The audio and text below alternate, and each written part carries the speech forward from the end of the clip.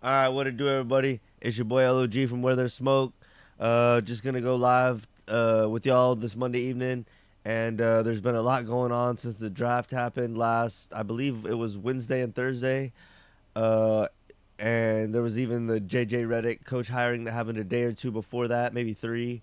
So I just wanted to go over all the stuff that's happened in the NBA that I'm aware of over the past week and a half, and then there's also just a little funny video I have in the beginning, an update with a rapper beef, and then a little bit, maybe about 20 minutes of coverage on the presidential stuff because there was something new that happened today, and then we're gonna get into the NBA stuff, and that's probably gonna be the bulk of the episode, the latter half though. So I'm gonna go ahead and check sound and video as usual. Give me about a minute or two, and then we'll go ahead and get into everything.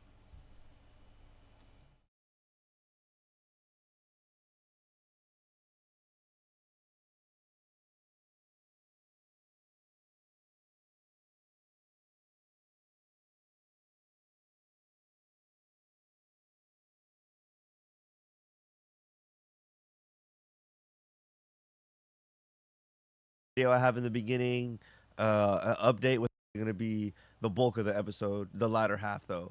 So I'm gonna go ahead and check sound and video as usual.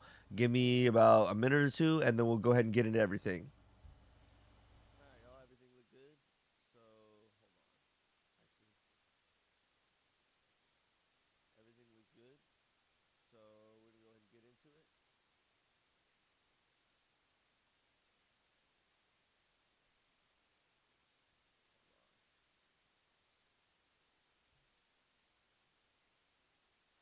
Now to this incredible story. Porch Pirates duke it out for a box right after it's delivered, and it is caught on camera. The package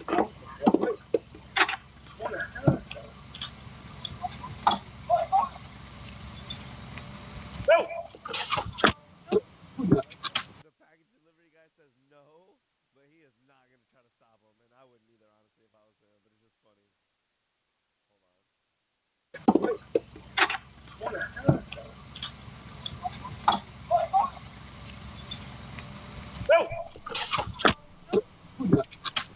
I was just saying, it's funny how he says no. He doesn't try to stop him, but he's like, no. It's like, yeah, no. That's going to stop him.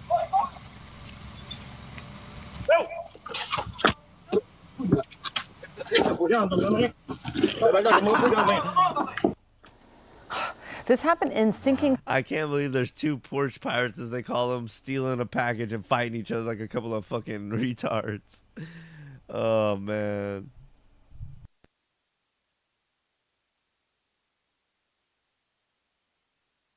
Alright, I was just making sure that y'all are getting the audio of the video reacts as well. But anyway, I just thought that was kind of a funny video. Let me see something. Okay, yeah. Anyway, I just thought that was fucking... And how old is that? Only 7 days old? Is that true? Yeah. Okay. So I thought this was kind of old at this point, but I guess I found out about it relatively early because I've been sitting on this video for a while, but I just thought that was funny.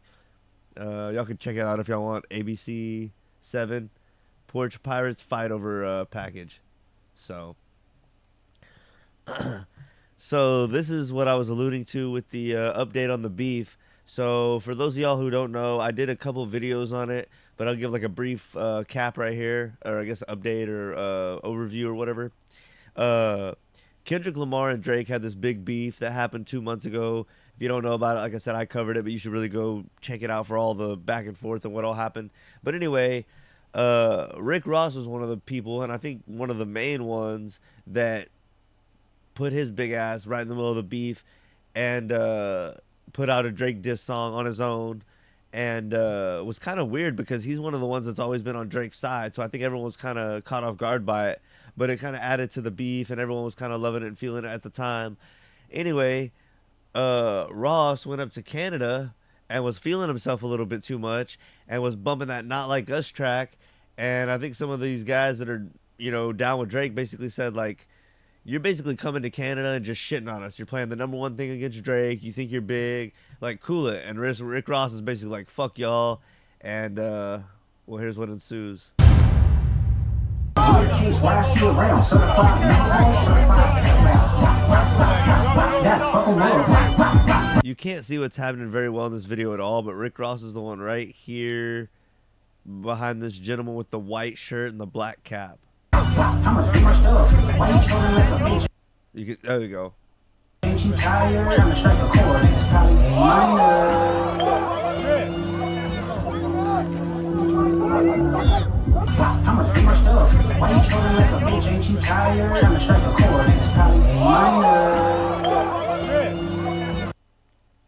So that's the extent of this video. I was checking out an academic stream. Shout out DJ Academics. He's been covering hip hop for years and years. He had more pieces of videos and was, playing them all back to back. And he showed another video, which was like a different angle of this scene where Rick Ross's bodyguard or security guard or whatever you say, basically pushed one guy like several feet away from Rick Ross, and then that bodyguard, the same one, got jumped by like 4 or 5 guys. And then I saw another video clip that showed Rick Ross basically getting out of this little venue area. They had to like take apart the little fence that they set up around these things. They had to like take it apart and let him ease out the back and close it back. So it got kind of hectic. Rick Ross definitely got kind of pressed, and he's probably not going to be going to Canada fluffing his feathers anytime soon. But yeah, I might leave a link to that DJ Academic stream in the comments or in the description after I'm done with this live stream, so y'all can go check it out if y'all really care about seeing the other little clips of what happened. But anyway, Rick Ross got his big ass press when he went up to Canada talking that shit. Ready?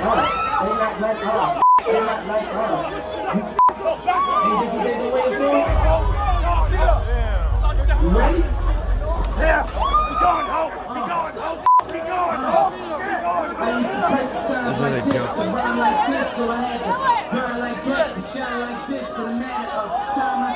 Anyway, you can't see this from this angle as quite as well.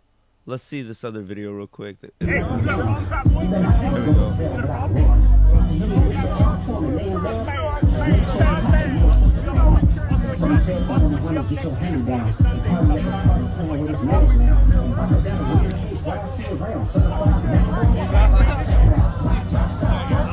Right here, you can see this guy go off on his ponytail.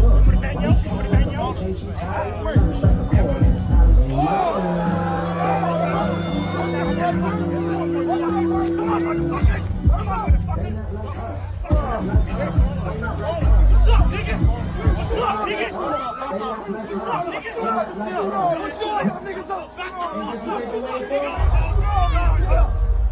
See, this is when Rick Ross's security guy gets destroyed here. What's up, nigga? Be going home. Be going home.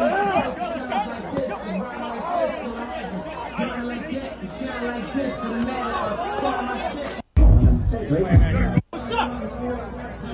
Every day I'm hustling. What's up, nigga? You gonna press us on our fucking city, nigga? What's up? Ooh, see, like, you gonna press us on our fucking city? What's up? It's like there's real life consequences when you act like the big tough guy everywhere you go.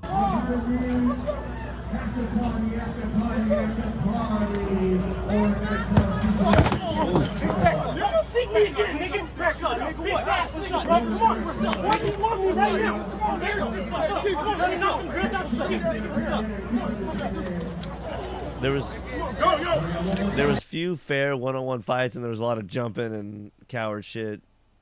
But, you know.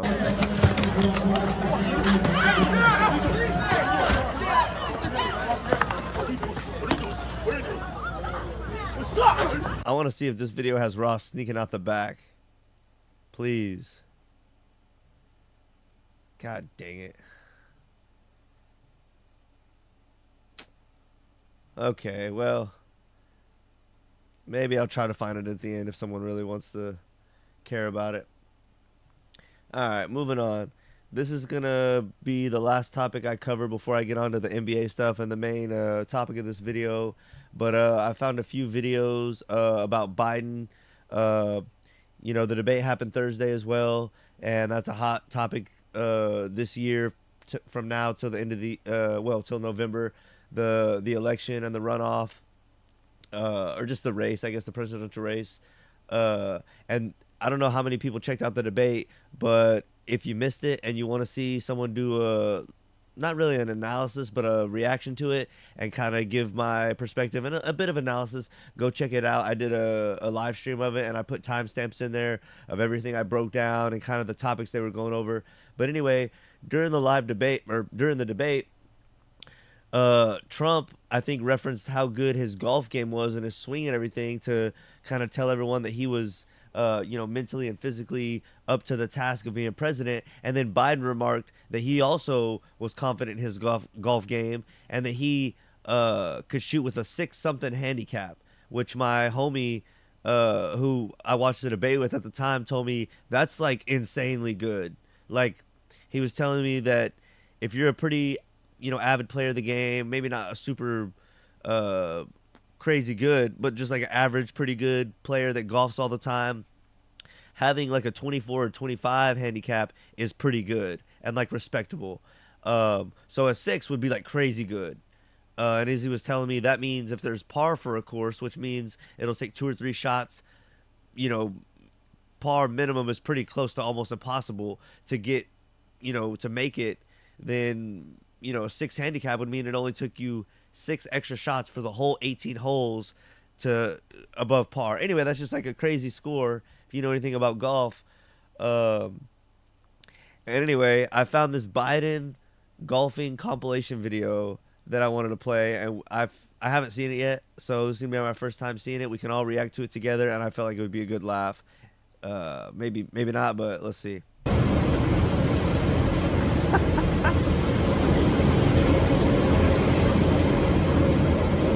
Smoke another one, big boy. Whoop! Oh, I hit it. I am so ignorant, know nothing about golf. If you miss your swing completely, I guess, does that count against your par or not? I would have to think no, because you didn't hit the ball, but damn, that looks bad. Before we hit the bed. No.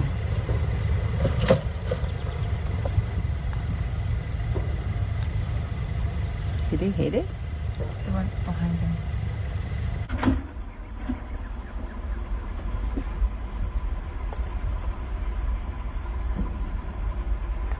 Oh, wow.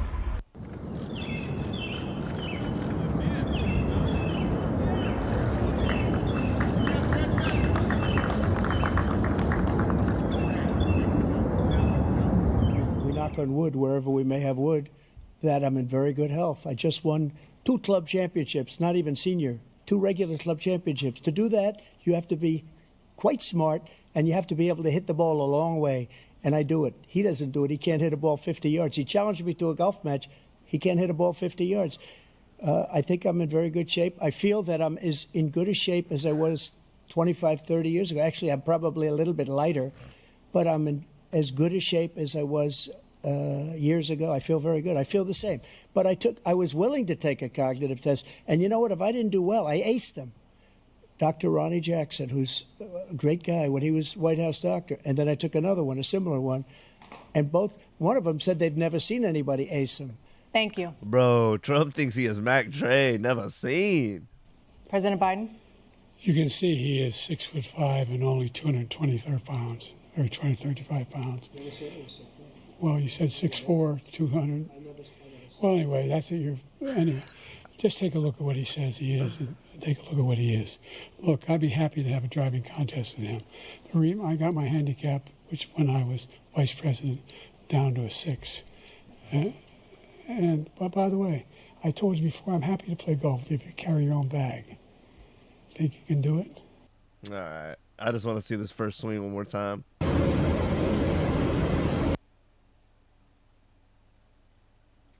Whoop!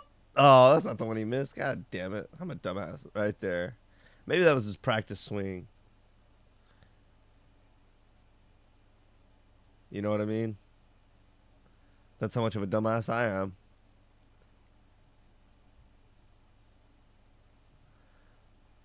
I'd love to see a golf match between these two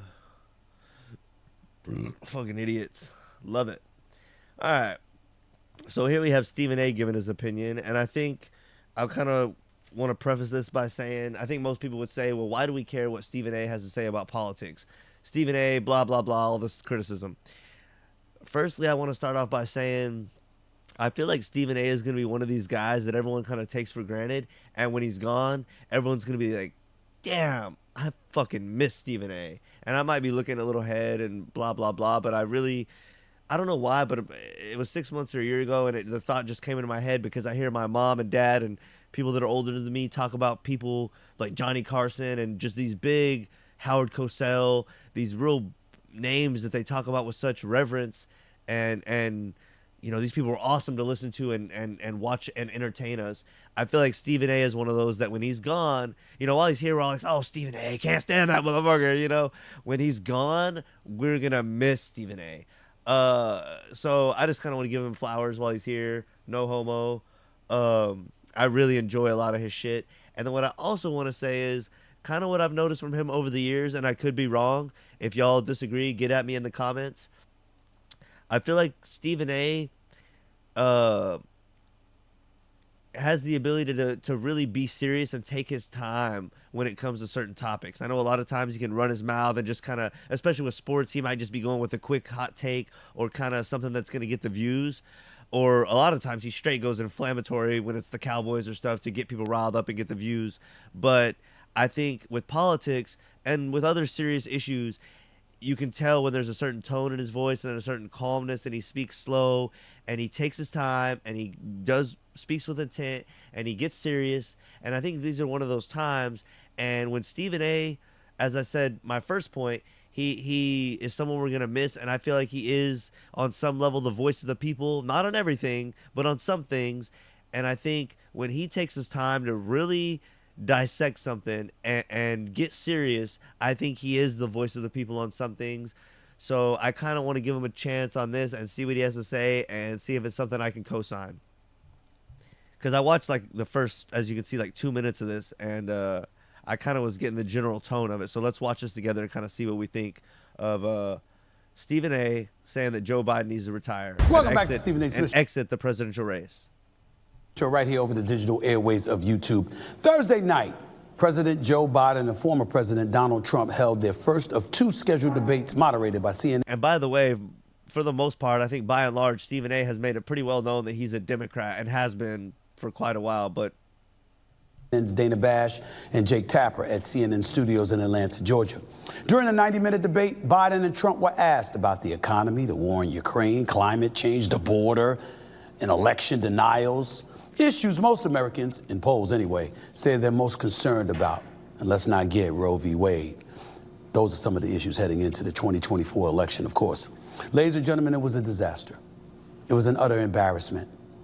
The fact that those two candidates, one that's been indicted and ultimately convicted, who's been impeached twice, the other who's clearly lost his fastball, he's a bit considerably slower than he used to be. No shame in that. He's 81 years of age. We're talking about our president, Joe Biden.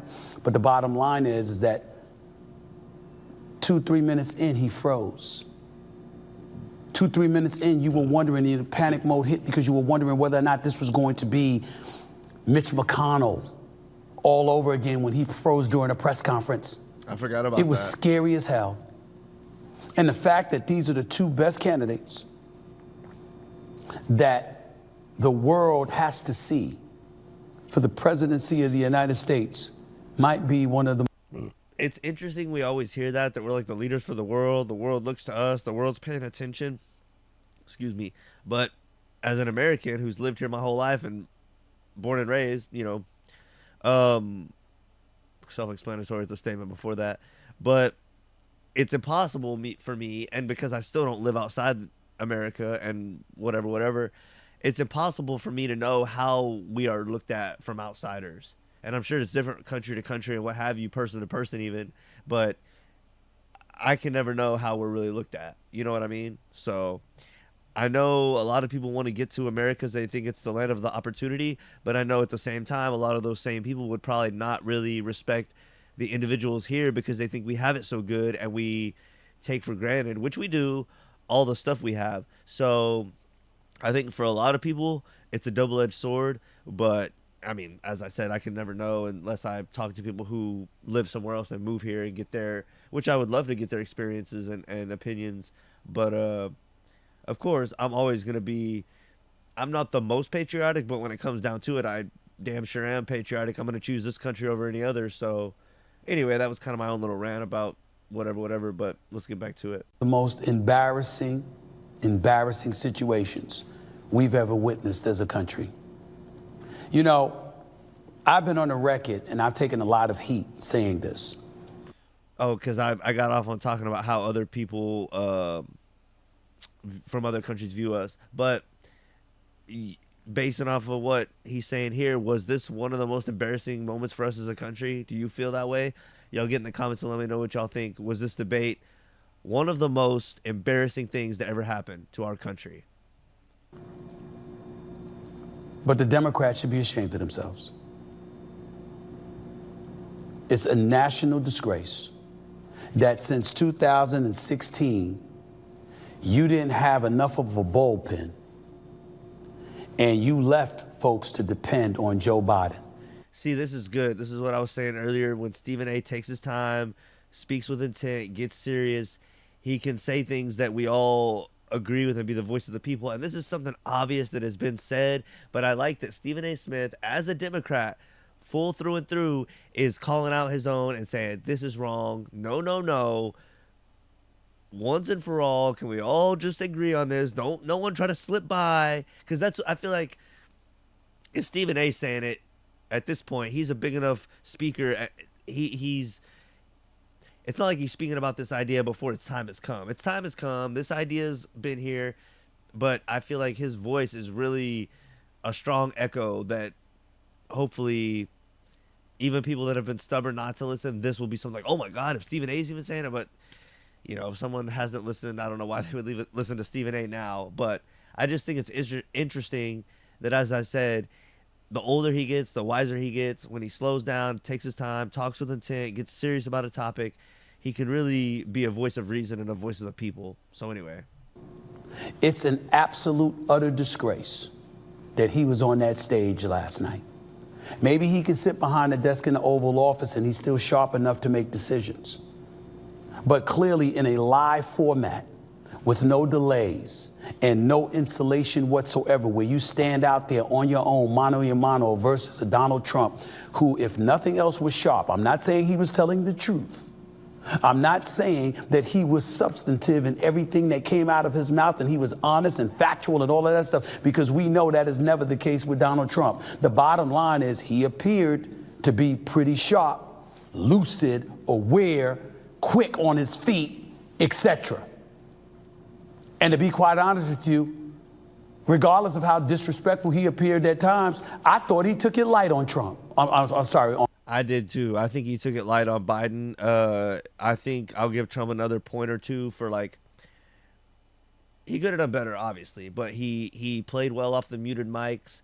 He knew, if I have a time limit, if I go over, it's going to make me look bad. And if I'm always rambling when the mic's off, it's going to make me look bad. If I'm attacking Biden 24/7, that's going to play into what he wants, and it's going to potentially make me look bad. So I would agree with Stephen A. here again.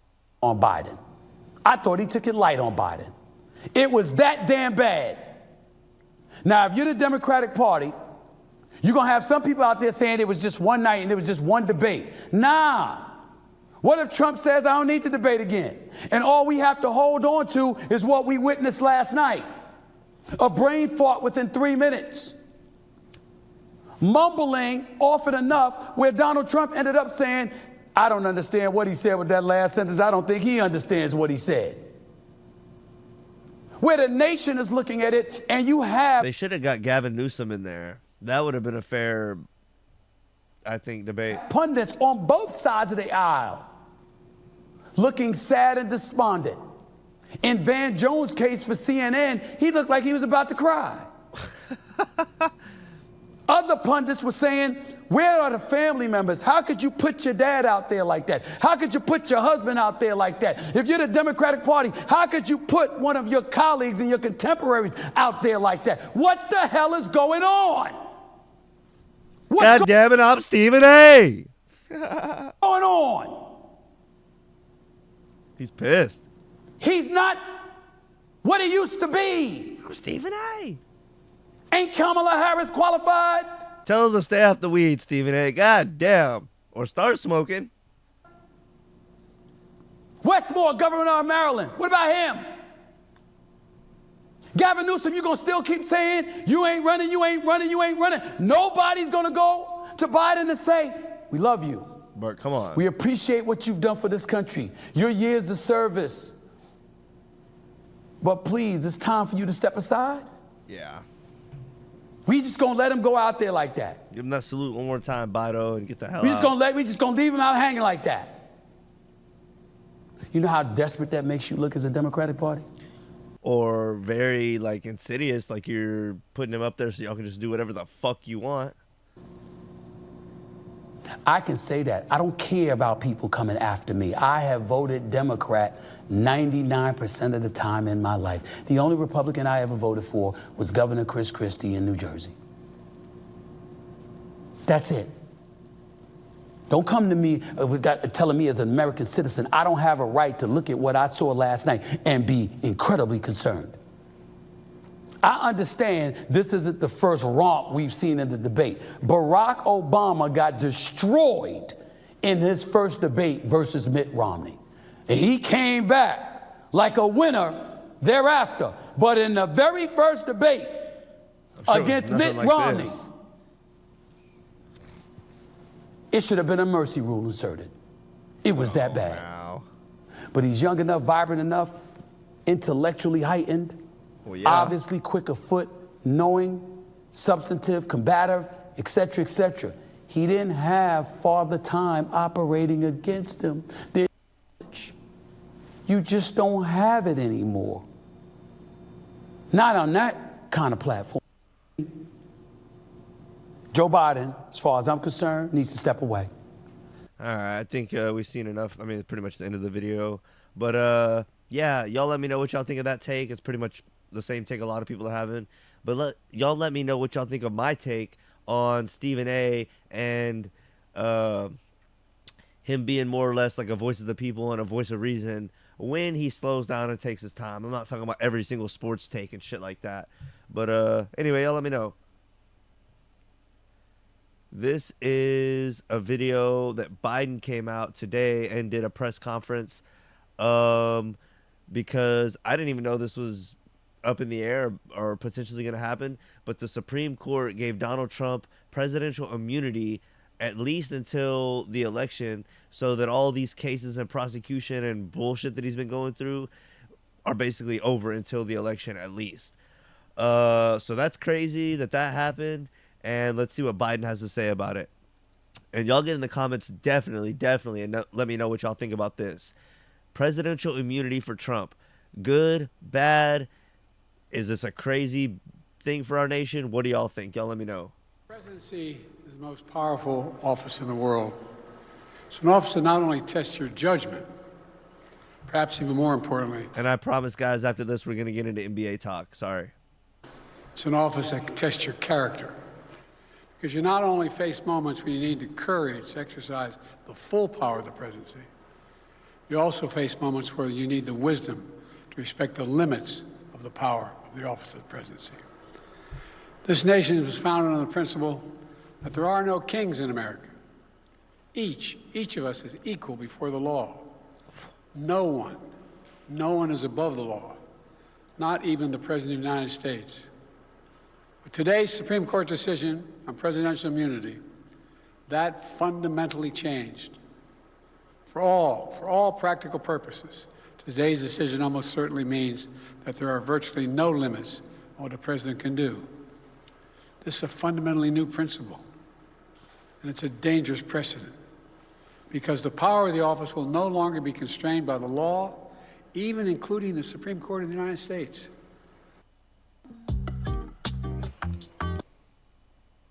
Well, the Supreme Court's the one who made this ruling, so surely they have some influence over what's going on. Only limits will be self-imposed by the president alone. This decision today has continued the court's attack in recent years on a wide range of long-established legal principles in our nation, from gutting voting rights and civil rights What voting and civil rights have been gutted? I'd love to know. I'd love to know.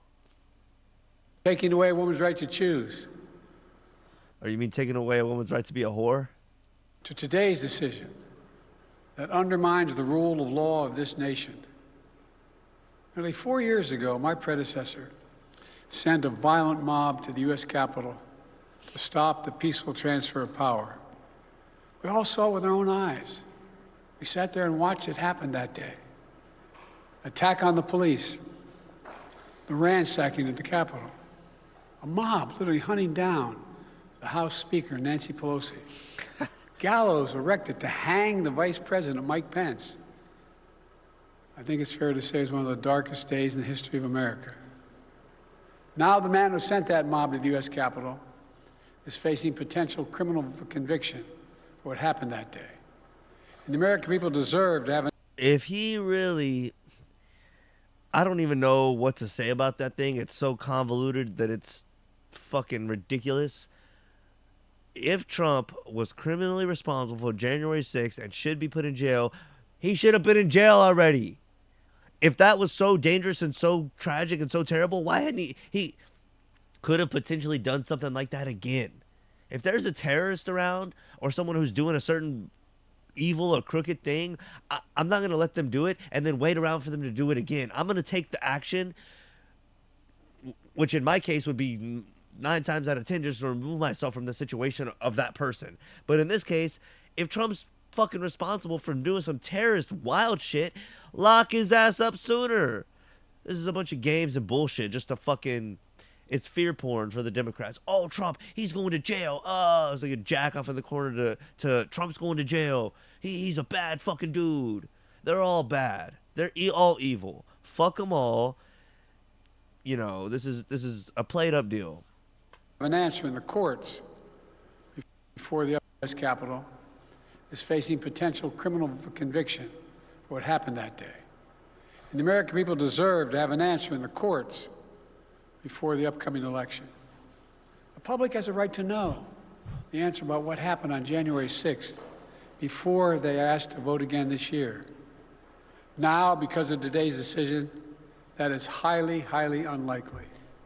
Yeah, I've had 4 years to tell us what to think. Fuck. It's a terrible disservice to the people of this nation.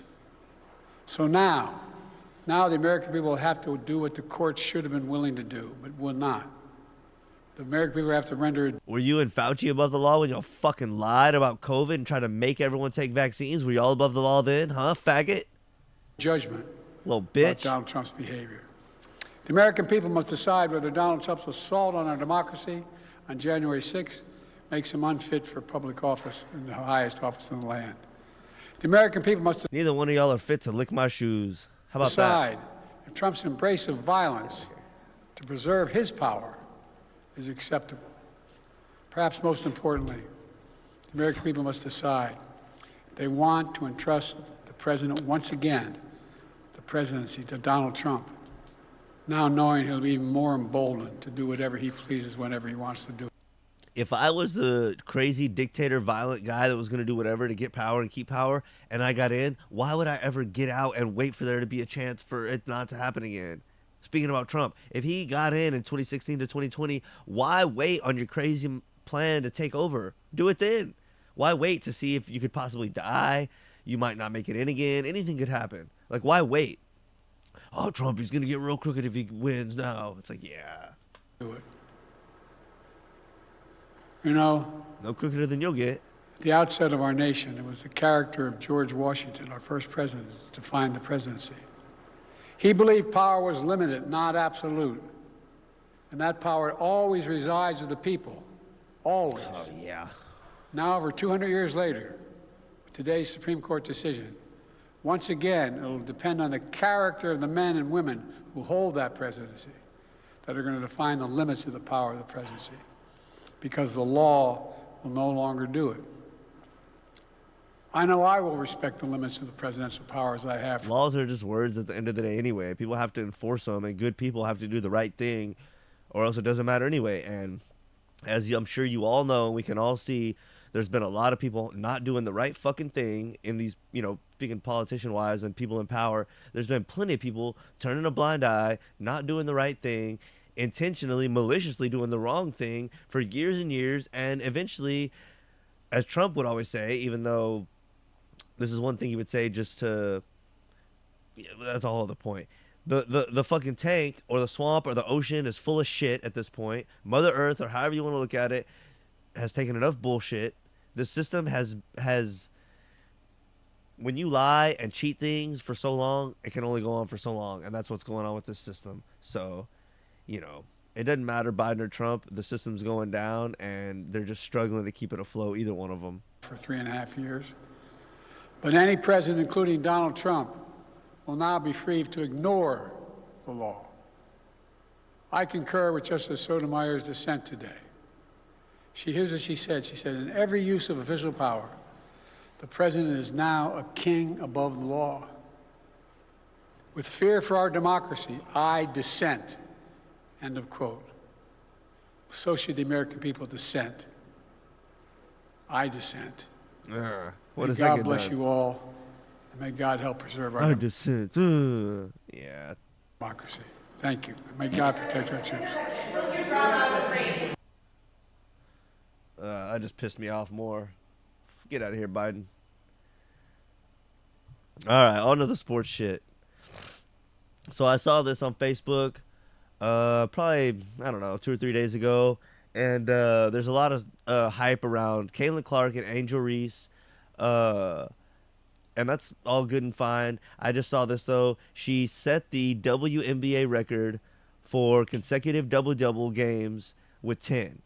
And I wanted to pull up this stat and just say, congrats to her and everything. But this just goes to show, I don't know how long the WNBA has been around, and I guess I could look it up. But this is a stat that's not even close to the NBA records.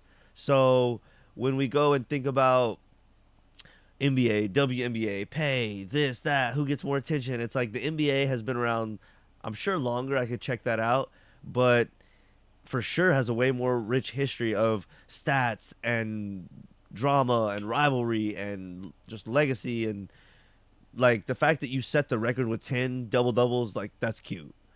I wish I had a stat that I could throw out to show like how different the men's league was, but maybe I'll bring it up in the next podcast or live stream or something once I do a little bit more research. But I just thought I'd show that because congrats, and like it's a good achievement, a big deal, but it's like y'all's game is just so far behind the NBA, so I just don't want to see y'all get mad whenever that's acknowledged, because it's a fact. But anyway, congrats to her, and I do like that the WNBA is getting more shine, and there's more stuff that's interesting about it. There's storylines, there's dramas, there's good players, and so it's good for the league. So I'm happy to see that.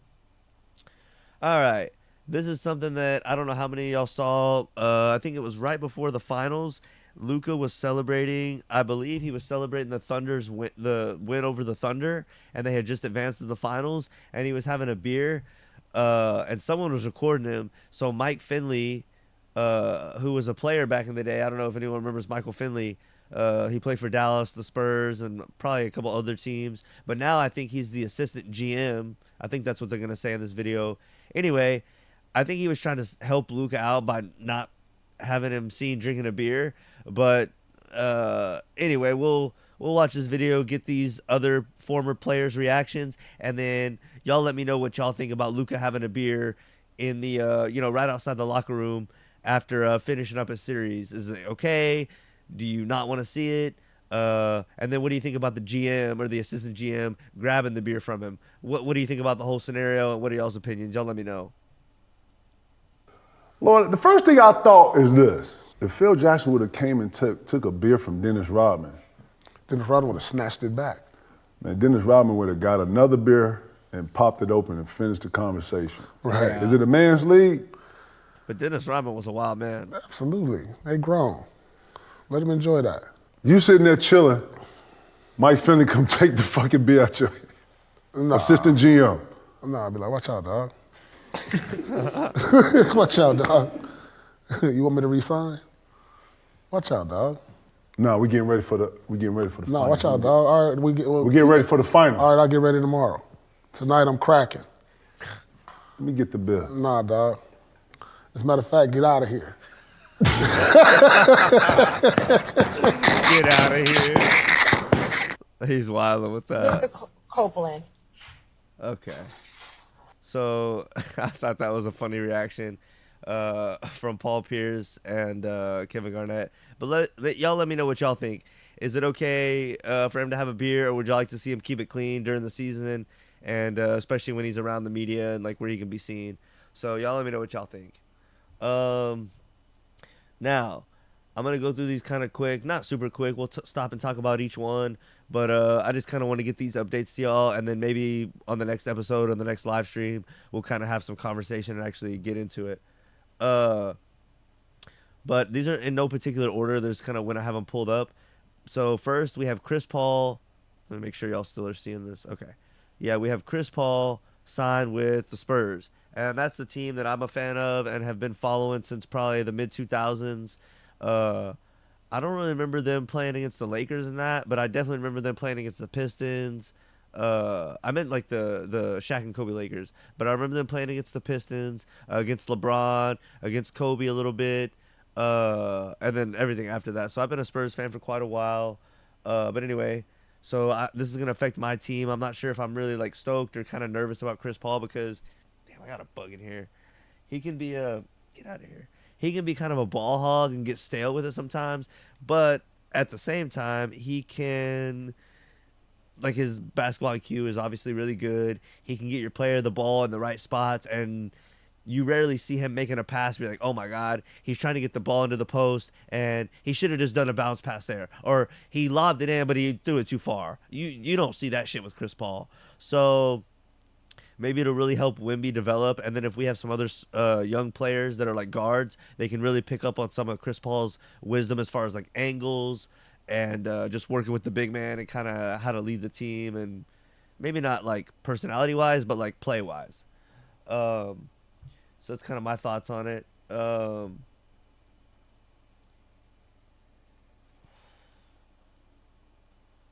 They were waiving him. Let's see. The Spurs and Paul wasted no time negotiating a deal. Just hours after the Golden State Warriors informed the veteran point guard they were waiving him the day his $30 million salary for the season was set to guarantee. Okay. So that means I guess they weren't going to pay him. So y'all pretty much know who Chris Paul is if y'all fucking know the Spurs. Oh, yeah, and then I forgot this. But it said the Spurs start last year. Okay. The Spurs started last year experimenting with forward Jeremy Sohan at the spot before pivoting to a more traditional look with Trey Jones. The Spurs also have Stephon Castle with the number 4 pick in this year's draft. Castle has said he'd like to play point guard in the NBA. Okay. So, yeah, it'll be interesting to see. I don't know. I hope Chris Paul is good for our team and not just like stagnant, but we'll see. So, let's see. Paul George, probably the biggest name I've seen in free agency. Paul George's new destination has finally been determined. ESPN's Adrian Wojnarowski reported early Monday morning that Ford had agreed to a 4-year, $212 million contract with the Philly 76ers. So, let's see what else they say, if anything. What do y'all think about Paul George? I know a lot of people really like Paul George, especially like the younger generation. I fuck with Paul George too. He's a nice player. You know, it's a shame him and Westbrook couldn't get more done, but I think they only had like 1 year. Yeah, the thing with him in LA with the Clippers was a dud with like too many people. Kawhi, I really don't know if he has like a good glue for a team. He's not like a good leader. Skip Bayless is kind of sounded that horn, and I kind of agree with him on that level. But anyway, yeah, Paul George, I think that's going to be super interesting to see with Embiid and Maxey, and let's see if he can get further or more done than Harden could, and I actually think he can. So I kind of am expecting a championship from these guys, but we'll see. Embiid also is kind of a crybaby and hasn't really ever broke the barrier to get to the finals. I think he was a Kawhi Leonard bouncing shot. Was that to get him to the conference finals, I believe? Yeah. So he's gotten pretty far, and some bad luck may have prevented him from getting to the conference finals. But I'd love to see Paul George and Embiid really take it all the way within the next 2. If it's more than 2 years, I think they're gonna blow it up. But 2 years would be cool. Next one, Klay Thompson joins the Mavericks. 3-year, $50 million deal. This is cool. I really enjoyed watching the Mavericks and kind of rooting for them in the playoffs this year because they had a decent seeding. Obviously, with Luka, they had a really good shot and a Texas team, so I kind of threw my support in behind them for the playoffs and kind of rooted for them when they were on. And I've always been a pretty big fan of Klay. At first, when the Splash Bros came out and Golden State kind of hit the scene, I really wasn't a big fan of Curry. He kind of grew on me, but I always did like Klay.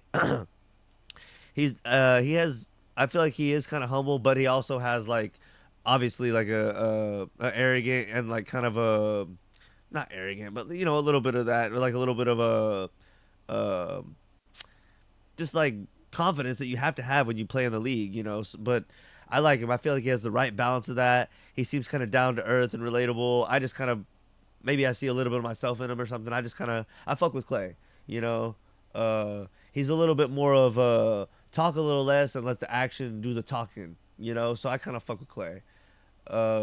It's kind of disappointing that him and Green and Curry, their trio, which is legendary now at this point, is gonna be ending. And it says here,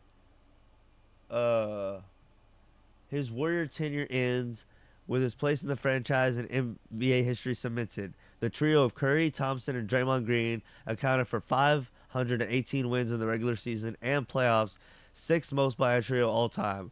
Their 98 playoff wins together rank 3rd in NBA history, and their 4 titles are tied with Tim, Manu, and Tony from my Spurs for the most by an NBA trio over the past 50 seasons, according to NBA stats and information research. So that's what's up. It'll be interesting to see what kind of an impact Klay makes. I think, what did it say about his last season?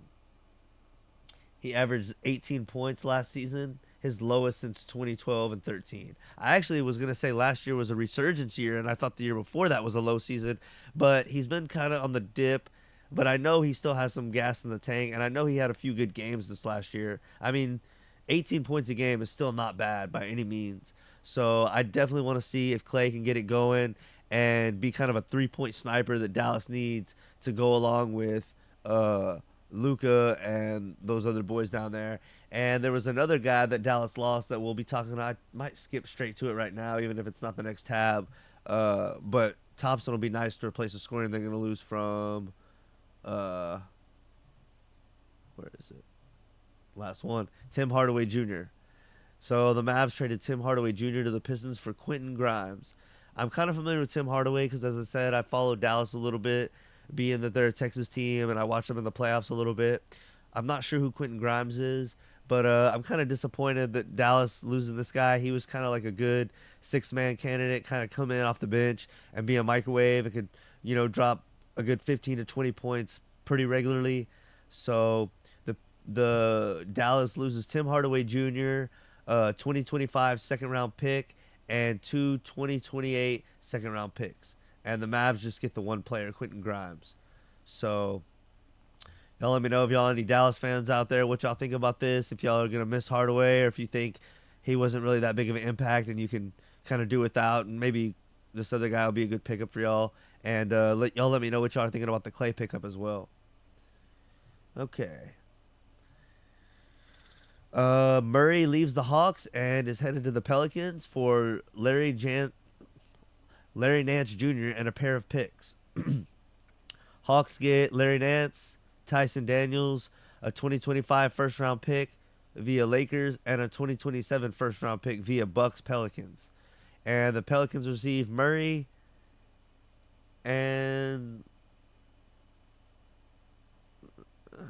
says the Hawks are expected to receive the forward, center, Larry Nance Jr. and point guard. Okay, I'd already said that. Okay. So I'm pretty familiar with Dejonte Murray from his time with the Spurs. I think he played for us for 3 or 4 years at least. And I really liked Murray. I wish we could have kept him. But I think he got to a good point, and then he never. I don't know. I don't know what it was. He was good enough to keep on my starting five for my point guard. I just don't know if we had another really good person to pair him with to really break through at that time. So I felt like we didn't want to pay him enough money, so we just had to let him go. But I really like him. He's going to be paired up with Zion, and I'm not sure who else in New Orleans, but that should be exciting. And I don't know if it's really going to be enough to move the needle for either team, but we'll see. We'll see. It'll be exciting to have Murray back in the West, and we'll see him against the Spurs a few more times now this season because we play West teams more often. So we'll see. Y'all let me know if y'all are a Murray fan or a Pelicans fan or even Atlanta fan by chance, and y'all let me know what y'all think of this one. This is kind of just a real quick highlight because no one changed teams, but Jason Tatum re-signed with the Celtics with the richest contract in league history. So that's not that big of a surprise. Usually when the biggest star at the time that is up to renew, which would be Tatum, after the market kind of goes up, they always hit a big deal. I remember, I think around 2012 or 13, I could be wrong, but I feel like it was around then, is when the Supermax had went up and everyone was signing like real big deals that everyone was like popping their eyes at. So anyway, it's not that crazy that he got the biggest deal. But anyway, he's sticking with the Celtics. So not much to say there. Damn, I got this one bug in here that won't leave me a fuck alone. Get out of here. Bro, he will not leave. Maxey signed an extension with the 76ers, and Paul George is also going there. So y'all let me know what y'all think of the Sixers. I kind of like this team. That's probably the one team in the East that I kind of root for and follow when I do. I don't watch the East as much as the West, and I mainly watch the Spurs. But when I do watch the East, it's usually the 76ers. That's kind of my East team. Just a side note, back when LeBron was with Cleveland, the second stint, that's kind of the team in the East that I would watch because LeBron can't miss TV, you know what I mean? Even though I'm not a LeBron nut hugger, I gotta admit, like, if you're an NBA fan and your team's not playing, back in the day, I would be like, I'm watching LeBron, like, must see TV, you know what I'm saying? And with Kyrie and shit. So anyway, just kind of spread the love and, not trying to be a LeBron hater all the time. But yeah, like to see that Maxey's staying. Like that they got Paul George. I really like him. And I like Embiid. Like I said, this is kind of my team to watch in the East when I'm... Bro, it's fucking bug. This is kind of my team to watch in the East when I do watch. And I'll be excited to see them. And I expect big things from them, as I said earlier. So... LeBron opted out on his player option. But people are just thinking that he's doing it to clear up room for other players. So, but now they're saying he could take full max after Klay Thompson went to the Mavs. But I also have been hearing that the Lakers are potentially in the hunt for DeMar DeRozan. So that's another thing to look out for. Excuse me. Let's see. Oh, yep. See, LeBron James could still take pay cut for Lakers to sign DeMar DeRozan. So we'll see. LeBron's playing it smart. I think they drafted Bronny. They did him a huge favor, which I think everyone knew, especially within the organization, was going to happen. So now he's doing them a little bit of a favor. He's like, I'm old. Y'all drafted my son. I've already made millions. He's got endorsement deals that are probably worth more than his contract right now. So... he's probably just giving them a cut so that he can potentially get better players and make, another push at one more championship. So, admirable thing to do. I think Tim Duncan, I don't know if he did an opt-out, but he definitely took less money and that sort of thing so that the Spurs could pay other players, and it definitely paid off. Because I'm not sure if this is the year or during the time period where he did this, but we were still competitive after this. So I'm going to just, in 2014, we won a championship, and then after that we were still competitive with Kawhi and Aldridge and Duncan. So him giving them that hometown discount definitely paid off, with us able to pay Aldridge, pay Kawhi, and still make a push. And if anyone remembers, we were threatening the Warriors with Kawhi and Aldridge when Zaza Pacheep shot slipped his foot under Kawhi's ankle, and then the rest is history. But Skip Bayless is famous words right there. But anyway, kind of cool to see LeBron take less, and hopefully I'd like to see him team up with somebody like a J.R. Smith or, a good solid veteran that he is friends with or like friendly with,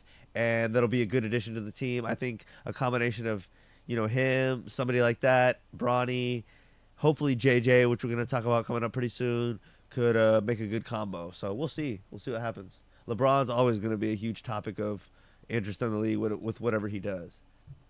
Mikal Bridges gets traded to the Knicks, and all the Villanueva players, Josh Hart, Mikal Bridges, Jalen Brunson, and there's one other guy that I can't remember. It might be Randall, but I don't think it is. There's somebody else on the Knicks that played for Villanueva, but they're all back together. And what did Draymond Green say?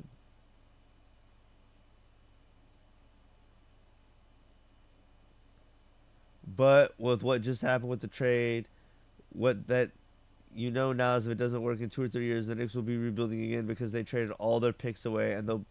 Okay, he's just saying the Knicks are going for it now, but I don't think there's any shame in that. I mean, you got to go for it sometime. Anyway, I don't want to read this whole article about Draymond Green and the Knicks, but Mikal Bridges to the Knicks, that's the big thing. JJ Redick, of course, this is about a week or two old now, got hired as the Lakers head coach. Y'all let me know what y'all think about this. No coaching experience. Him and LeBron had the podcast, Mind the Game, that went from March 19th to June 5th. So, it went for like 2.5 months.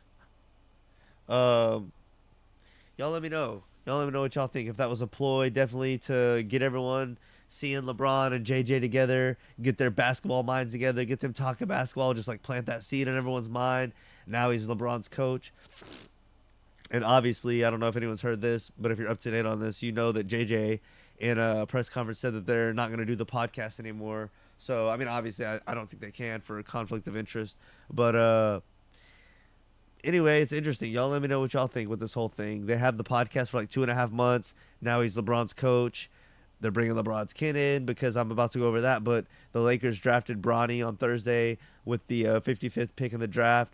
So LeBron's going to be playing at least one season with his son. And now a first-year head coach who is someone that's friends with LeBron is going to be the head coach. So everything... Bro.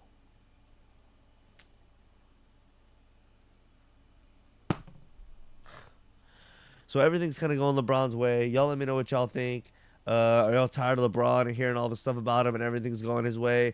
Or do y'all think this is going to lead to like better TV and better drama, and seeing him and his son play together will be something that we all will be entertained by and excited by, and something that we will like? But anyway, I just thought I'd kind of show the date of their podcast. 9 total episodes. I thought this was going to be something that was going to be around for a long time to come. And I was kind of looking forward to it being something that I could watch as a fan and then review on my podcast and just kind of get inside the minds of them and pick their brains on basketball, which I still can. I've only watched like maybe one and a piece of another episode.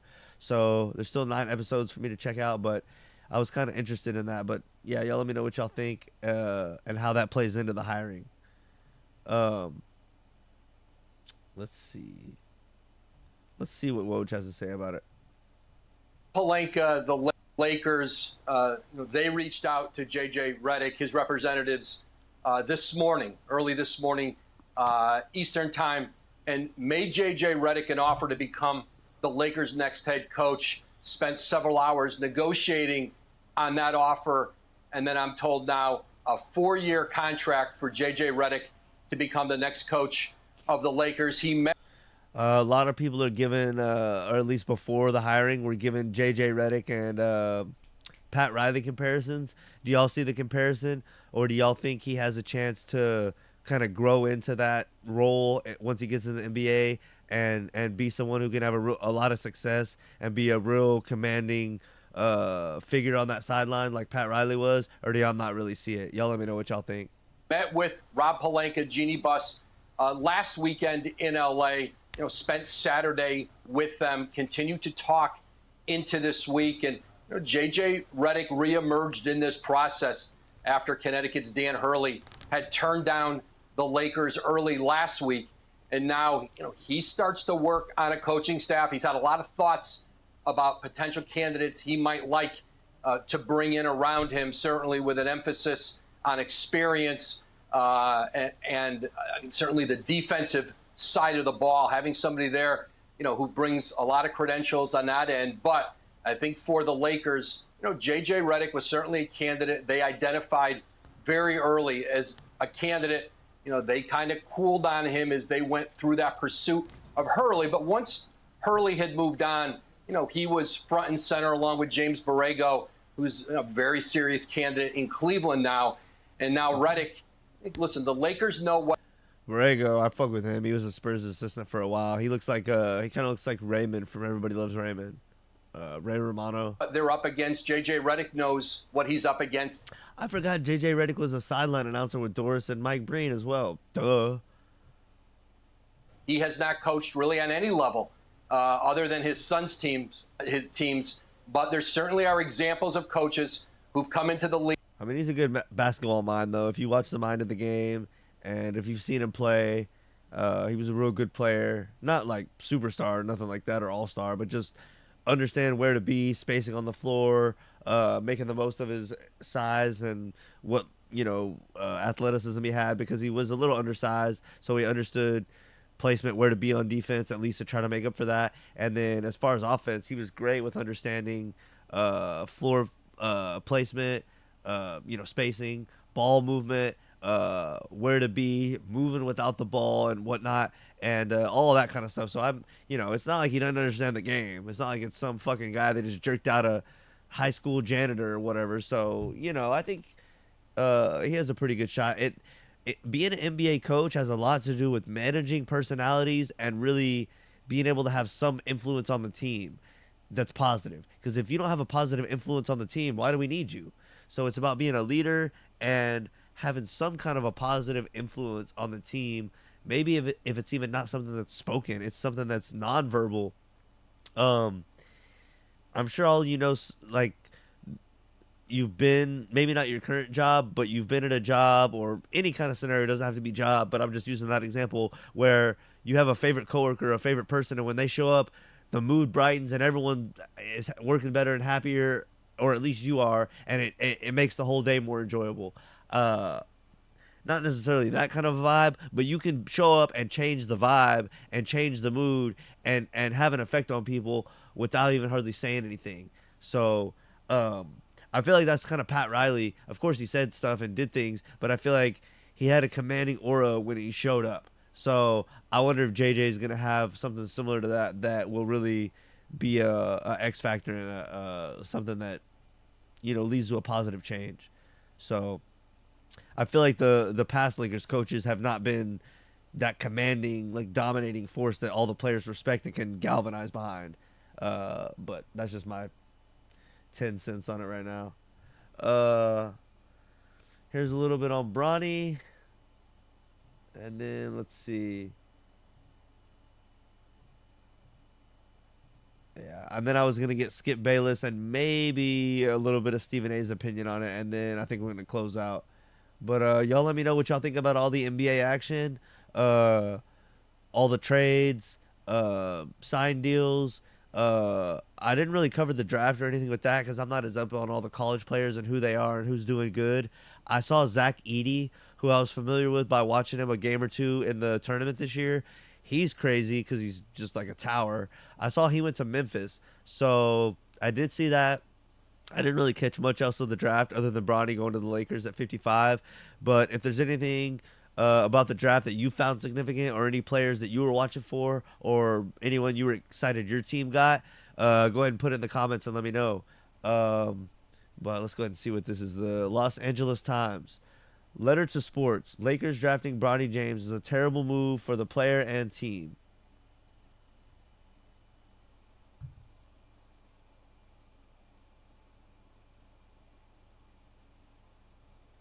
I feel sorry for Bronny James. His dad did him no favors. What if other players think he gets more playing time than he deserves because he's LeBron's sons or takes one of their jobs? What if LeBron wants to give him more time than he deserves? Holy shit! You saying who wrote this AI? Think Doc and Austin Rivers. Terrible move for Bronny and the Lakers.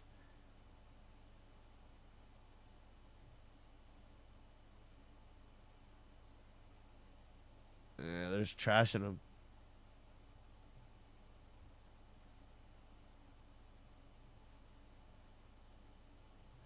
I don't know. We'll see. Let's see. Let's see what Skip had to say. And this is 2 months ago, before anybody really knew what was going to happen. So we're going to, this is a clip from Undisputed on YouTube. It's a good 10-minute clip, but we're just going to watch the 3 to 4 minutes here at the end of Skip. And then we're going to watch another clip of Skip talking once Bronny was drafted. And then there's a video, which I've watched both of these, so they're not too long, and they're pretty good insight by Skip. And then I haven't seen this video by Stephen A., but we'll watch that after and kind of see what he has to say. All right, I'm going to say again what I told both of you last time we talked about this. Again, if you want to go ahead and get like Paul Pierce and Keyshawn and the whole show, you can go ahead and pull up the whole clip, but, I don't want to. I would pity this kid if he went to a Pepperdine or Duquesne or wherever he might go, UC Santa Barbara, because the world would train the new spotlight on him, expecting 25, 30 points a game. I don't think he was born to do that. I don't think that's his skill set. So it would feel like a wasted year with him under intense scrutiny. That's a good defensive play, and I have seen Bronny in some clips have some good defensive plays. He's not afraid to, like, on a fast break, jump up in the air and go vertical and fucking get some blocks that I think he's a little smaller than Wade, and I say a little, but maybe an inch or two, not much, but it's reminiscent of some shit Wade would do. And I'm not saying he's Wade, but it reminded me of some shit that Wade would do. He's definitely not unathletic, and he's not afraid to make a play. But let me let Skip talk. From people expecting something that he can't provide. So, to me, he was born to play with and alongside his father, because his game perfectly complements his father's game. And his father has earned the right to have his son on the roster. And his father's clock is ticking, and I'm with Keyshawn. I don't know, could he play 3 more? Sure he could. But will his fire go out in 2 years? The point is that, and I hear your Cleveland point, I just don't know that LeBron wants to go spend another year in Cleveland. I just don't know. After you do Hollywood and you do Beverly Hills and you do Brentwood, it's just hard, man. It's just hard. Pretty good restaurants in those areas, huh? You got it. And nothing against Cleveland, because I like Cleveland. And LeBron is from Akron, obviously. But the point is, it just feels like Bronny is destined to play for the Lakers next year with his father. Now, the downside to the story would be if Dad plays for 2 years, then what happens to Bronny after 2 years? I don't know. I don't know. Would another team want him? Would he have earned a place in the league? Are you saying if he was to come and then LeBron would Damn, I miss Shannon. I know that's been said, but it's kind of miss Shannon on the show a little bit. retire, or he would wait and then it was a good while go to college and then come? No. If he comes straight next year with LeBron and they play together Well, for 2 years. it goes back to the political No. political situation with Rich Paul and LeBron and Clutch. If I'm a general manager and I'm doing business with a power agent like a Rich Paul, let's do business. What are we talking about? You gonna give me Darius Garland? You gonna bring in whatever? He's got a bunch of players. He does. You gonna give me Anthony Davis? You go what are we doing? Trae Young. Yeah, we gonna give you what are we doing? We gonna do business, because that is how the NBA has always done business. So we know we are in the business of doing business. So let's figure out how we can get Bronny on our team. But we also want you to bring in such and such and such and such. Okay. He'll have a spot. He'll make a spot. Oh yeah, absolutely. Y'all gotta understand, there's players in that league right now that probably shouldn't be in the NBA. They have a roster spot. I understand. Just like there is in the NFL. I understand. In every sport. I understand. Because a favor was done for somebody. Now, I'm not saying this is what's going to happen, but This is the way the game works. Remember LeBron's quote of like a month ago? He said, I see cats all around this league who aren't better than my son. Right. And that may be true. Exactly. And that may be true. I mean, all you got to do is point to Giannis's brother at the end of the Milwaukee bench. I mean, that's the truth. I agree. That's Giannis. Look at Paul Pierce cackling over there. He loves it. You want me to sign your cousin? You want me to sign your... All you got to do is point to Giannis's brother at the end of the Milwaukee bench. I mean, that's the truth. I agree. That's Giannis. Yeah. You want me to sign your cousin? You want me to sign your brother? And his cousin's cousin? So you could be here long term? No problem. Absolutely. I got 4 roster spots on the end of the bench for your people. Right. Because that's the way it is. His brother can really clap. You know, But there's nothing wrong he with claps that. great. There's nothing, He claps nothing great. wrong with that. There's What's the nothing guy wrong from with Robin? that. You covered him. Jack Haley. Was it Jack Haley? Yeah. Jack Haley went everywhere Rodman went. He had a seat at the end of the bench. Couldn't play dead in a cowboy movie. Nope. Could not. In a Clint Eastwood movie. Didn't play Maybe that's what Trump's trying to do this. All right. Thanks for watching Undisputed. Oh, man. He's a great clapper, man. Skip. He's crooked. All right, so that was about 2 months before Bronny got drafted. Skip's opinions. Now let's see what he had to say once Bronny got drafted. In the NBA, playing with you on the most storied franchise in NBA history, I mean, I don't know, this might be the greatest story ever told. I agree with that. There's been a lot of storybook story to LeBron's career. LeBron James, greatest story ever told. And this is going to be the most amazing chapter of all. Yeah. He's going to be 40 years old in year 22, playing with his son, who I believe will have some significant minutes with the Los Angeles Lakers next year. And the beauty of this story is, even though it may be a big circus next year, with J.J. Redick having never coached a single dribble in pro or college basketball, coaching the Lakers as a first-time head coach. That's crazy. With the media swirling around this, the international media for games 1, 2, and 3, this kid will handle it because this kid has been raised right. This kid has been raised to do this from day one. And I don't know him personally, but I have closely observed him from a distance. This kid is the highest quality. He's got high character. He's clearly got high basketball IQ. And he is not afraid of these moments because he's been in the harshest spotlight from day one. He literally got named LeBron James Jr. And in the eye of the storm next year, I'm here to say that I think Bronny James might be the most calm, cool, and collected of all next year as this swirls around. I think he might even be able to handle it better than his father will be able to handle playing alongside son. Because this kid has shown me a rare sort of maturity at a young age. And all right, so I kind of agree with that take. Let's round it out with Stephen A. and see what he has to say. James is the story to be talking about, right? So we're going to get started with that right now. Yesterday, the Los Angeles Lakers selected Bronny James, the son of LeBron James, with the 55th overall pick in the second round. LeBron and his son now officially have the opportunity to be the first father-son duo to play in the NBA at the same time and for the same team. Reaction to this story has been very mixed, to say the least, and many out there are claiming nepotism is the only reason Bronny is now a Laker. I had a lot to say, but before I show you something that I said earlier today, let me say this. Bronny James, thank God he's in this position. If y'all remember, he suffered cardiac arrest last year while on the campus of USC. We didn't know what his status was. We didn't know what his health was like. We didn't know whether or not he'd ever be able to play basketball again. And I remember when we first heard it, we didn't know if he was going to survive. So for him, a year later, to be in this position, after being hospitalized, after being prohibited from playing basketball until last January, I don't give a damn about him averaging less than 5 points. I don't care about his numbers or anything like that. You heard about his athleticism.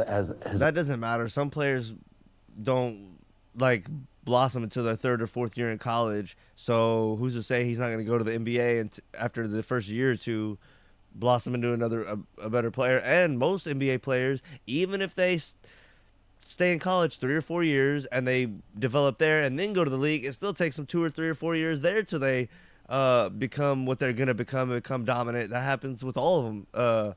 There's exceptions to the rule, of course, but like even Jordan had his trials and tribulations and then won. LeBron. So nobody comes into the league and just badass and dominates and is the best version of themselves year 1, 2, or 3. So his athleticism. You heard about his defensive prowess. You heard about the potential that he may have. We're not blind, however. We recognize the fact that if he were not LeBron James' son, in all likelihood, he would not have even been drafted. If he were not LeBron James' son, he damn sure would not have been drafted by the Los Angeles Lakers. If he were not LeBron James' son, he would not be in this position. Yeah. So we can't be oblivious or turn a blind eye and a deaf ear to the fact that the opportunity that he received is an opportunity practically no one gets a chance at.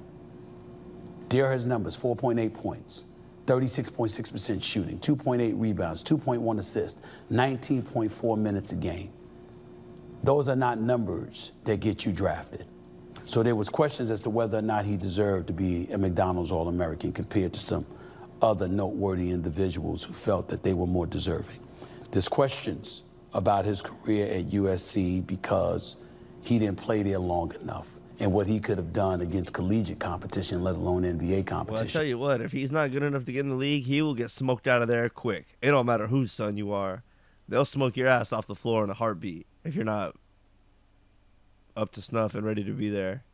And now there are questions Don't fuck around. as to whether or not he'll ever make a Lakers roster. And certainly whether or not he deserves to. That scrutiny is valid. It's understandable. And he's got a lot to prove. I'm rooting for him. But the one thing I don't want to hear a damn thing about is nepotism. My friend, my partner.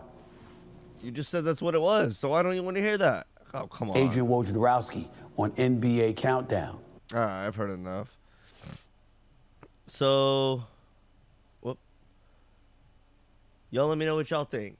I know we covered a lot. It was kind of split to the stream. The first half was, the Rick Ross thing at first, and then kind of some political stuff. And then the second half of the video was all the NBA updates, and then the talk about Bronny and JJ Redick and what have you. But y'all let me know what y'all thought about all the activity in the NBA over the past week and a half, whether it be the draft and draft picks y'all liked, whether it be the players that got signed or traded, and then also the LeBron, JJ Redick, Bronny situation. Y'all let me know what y'all think. Does Bronny deserve it? Does he not? Y'all, obviously it's nepotism on a high level, but there, that might not be the only thing, but that's a big part of it. But y'all let me know what y'all think Bronny's going to do. Is he going to flop? Is he going to have a bad season and then eventually have a decent, okay career? Or is it just going to be a dud? What do y'all think? Y'all think JJ Redick is going to be successful? He's obviously going to be under a lot of scrutiny. Do y'all think he's going to make it beyond a year or two? And do y'all see LeBron winning another championship before he ends his career? Or is it all about manipulating who's going to be the coach and can his sons play with him? Or is he going to get serious and win a championship? So y'all let me know what y'all think about all that stuff. Again, what y'all think about any of the trades or signings. Y'all let me know who y'all's team is, who y'all be rooting for this season. Pick them now. Don't be a bandwagoner. But yeah, y'all let me know what y'all thought of the stream. Y'all leave any tips or comments or suggestions. I'm always looking to improve. Like, comment, subscribe. Let me know what topics you would like me to cover. Obviously within kind of what my basis is, but y'all kind of know anything pop culture or relevant to what's going on. And I guess